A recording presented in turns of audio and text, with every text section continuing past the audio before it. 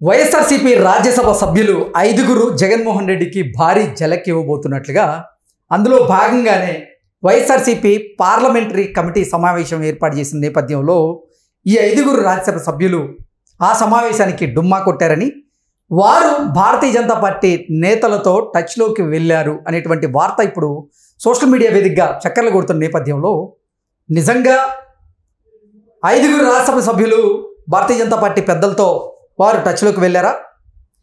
ఆ 5 ఎవరు? వారు వైసీపీని ఎందుకు వీడాలనుకుంటున్నారు, భారతీయ జనతా పార్టీలో ఎందుకు చేరాలనుకుంటున్నారు అనే దాని మీద మనం విశ్లేషణ చేసుకునేటువంటి ప్రయత్నం చేద్దాం. ప్రస్తుతం మనతో పాటు ఉన్నారు ప్రముఖ రాజకీయ విశ్లేషకులు, ప్రముఖ సీనియర్ జర్నలిస్ట్ దుర్గా పట్లమణి గారు. వారితో మాట్లాడదాం.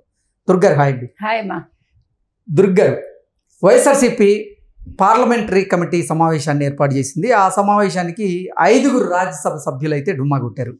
ఈ నేపథ్యంలోనే ఆ 5 వైఎస్ఆర్సీపీ రాజ్యసభ సభ్యులు వైఎస్ఆర్సీపీని వీడి జగన్మోహన్ రెడ్డికి భారీ ఝలకిస్తూనే వారు భారతీయ జనతా పార్టీలో చేరబోతున్నారు అనేటువంటి ఊహాగానాలు, వార్తలు ఇప్పుడు సోషల్ మీడియా వేదికగా చక్కర్లు కొడుతూ ఉన్నాయి.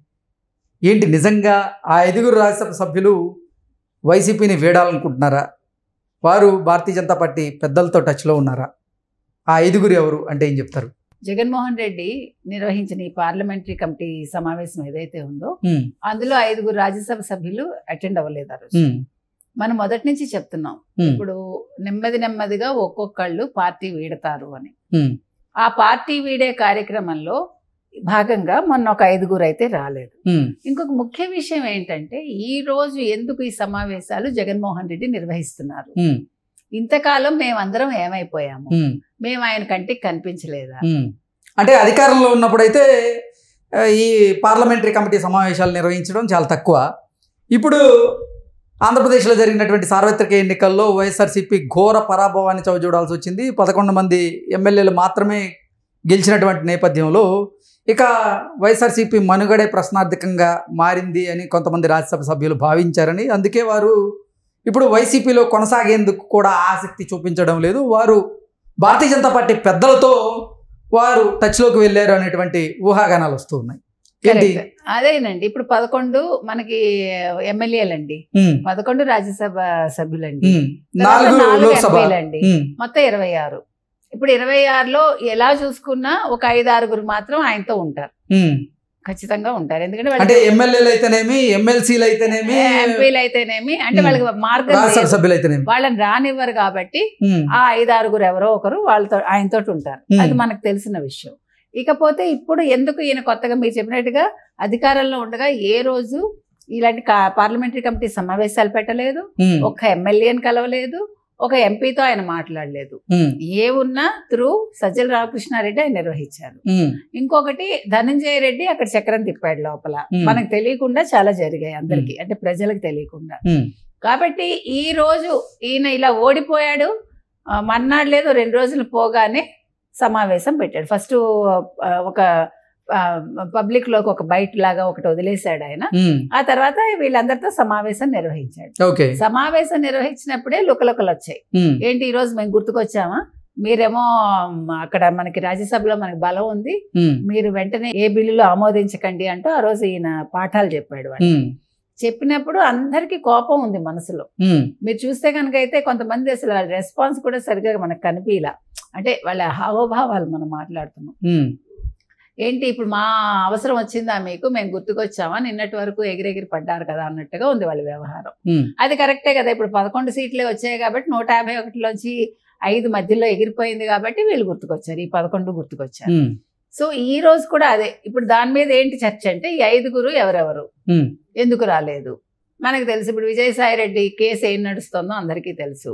ఇవాళ మీరు చూసుకున్నారంటే శాంతి గురించి ప్రభుత్వం అడిగింది, నువ్వేమో 2020లో జాయిన్ అయినప్పుడు నీ భర్త మదన్ మోహన్ అని రాసావు పేరు, తర్వాత మొన్న కూడా 2023లో కూడా నీ భర్త మదన్ మోహన్ అనే చెప్పావు, అసలు నీ భర్త ఎవరు అని అడిగింది. ఎందుకంటే మరి ఉద్యోగంలో కొనసాగేటప్పుడు మనం ఇచ్చే ఏవైతే మన అప్లికేషన్లో పెడతామో అవన్నీ ఖచ్చితంగా కరెక్ట్ గా ఉండాలి కదండి. సో ఈ శాంతి గొడవ ఎందుకు స్టార్ట్ అయింది? అసలు విజయసాయి రెడ్డి వల్ల స్టార్ట్ అయింది.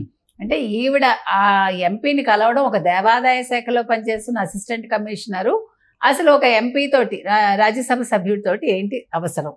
ఆయన దేవాదాయ శాఖ మనిషి కాదు, వైజాగ్ ఇన్ఛార్జి కాదంటలేదు. వైజాగ్ ఇన్ఛార్జి అయినా ఈవిడికి ఏంటి సంబంధం? అందరూ అడిగిన ప్రశ్నలు ఇవే. తర్వాత అక్కడి నుంచి ఒక రకంగా శాంతి అనే ఆవిడ ఈ డబ్బు వ్యామోహంలో పడి, అంటే ఈ ప్రలోభాలకి లోనయ్యి ఈరోజు ఇంతమంది దృష్టిలోకి ఆవిడ వెళ్ళారు. అంతే కదా. అంటే ఒక విజయసాయి రెడ్డి వల్ల ఇదంతా జరిగింది. ఈ రోజు భర్త మదన్ మోహన్ అన్న ఆయన బయటకు వచ్చి మాట్లాడారు. మధ్యలో సుభాష్ రెడ్డిని తీసుకొచ్చారు. సుభాష్ రెడ్డి నాకు సంబంధం లేదంటున్నాడు. ఇవన్నీ కూడా కారకుడు విజయసాయి రెడ్డి. కాబట్టి విజయసాయి రెడ్డి ఇప్పుడు ఈ కేసులోంచి బయటపడాలంటే, ఎందుకంటే ఆయనకు రాజ్యసభ సభ్యత్వం కూడా పోతుంది. ఇది కనుక ప్రూవ్ అయింది అనుకోండి, ఆయనకు రాజ్యసభ సభ్యత్వం ఉండదు. కాబట్టి తెలివిగా ఆయన ఆలోచించి ఒకవేళ బీజేపీలోకి వెళ్ళిపోతాడు. ఎందుకంటే he cannot go to Telugu Desam గాని జనసేన గాని ఆయన వెళ్ళలేడు. కాబట్టి ఆయనకున్న ఒకే ఒక ఆప్షన్ బీజేపీ. బీజేపీ ఇప్పటికే ఇలా అవినీతి ఆరోపణలు ఉన్న వాళ్ళని తీసుకుంది. ఈయనకి అవినీతి ఆరోపణలతో పాటు ఇలా ఒక మహిళ విషయంలో కూడా ఆయన ఇరుక్కున్నాడు. కాబట్టి దీని నుంచి తప్పించుకోవటానికి బీజేపీలోకి వెళ్తాడా? వెళ్తే బీజేపీ తీసుకుంటుందా? ఇదొక ప్రశ్న. ఇంకపోతే మీరు చెప్పిన వెంకటరమణ అన్న ఆయన ఒక ఆయన, నిరంజన్ రెడ్డి ఒక ఆయన, ఇట్లా ఒక 5గురు మొత్తం ఉన్నారు. అయితే ఇప్పుడు ఈ రోజు వాళ్ళందరూ ప్రశ్నిస్తున్నది ఏంటంటే, అసలు మా గురించి ఈ రోజు మీకు ఎందుకు పట్టింది? ఇన్ని రోజులు మేము గుర్తు రాలేదు. ఈ రోజు మీరు ఎందుకు ఇన్నిసార్లు సమావేశాలు పెడుతున్నారు? నెంబర్ 1.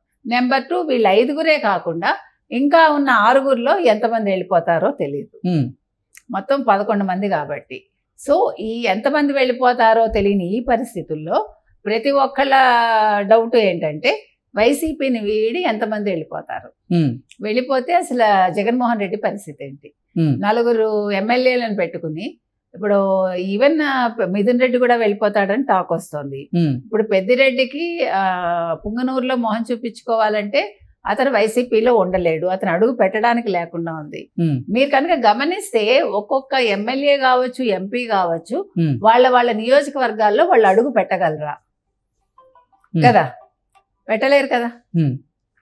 సో అందుకని ఇప్పుడు ఏ రకంగా తీసుకున్నా కూడా ఎవడికి వాడు వాడిని కాపాడుకోవడానికి, అంటే అవినీతి పరంగా కావచ్చు, లేకపోతే ఆరోపణల పరంగా కావచ్చు, వాళ్ళు చేసిన గతంలో చేసిన దుశ్చర్యల వల్ల కావచ్చు, లేదు వాళ్ళ పదవి కాపాడుకోవడానికి కావచ్చు, వాళ్ళ ఉనికి కాపాడుకోవడానికి, వాళ్ళ రాజకీయ భవిష్యత్తు కాపాడుకోవడానికి వాళ్ళు పార్టీ మారడానికి ఆలోచిస్తున్నారు. ఇంకో పక్క ఏం జరిగిందంటే, తిరుపతిలో కార్పొరేటర్లందరూ కూడా వాళ్ళందరూ కూడా ఇప్పుడు ఏం చేయాలి, మా భవిష్యత్ ఏంటి, ఇప్పుడు ఏ పని జరగాలన్నా కూడా ఇప్పుడు తెలుగుదేశం కూటమికి సంబంధించి జరుగుతాయి. నిధులు కావాలన్నా కూడా అంతే కదండి.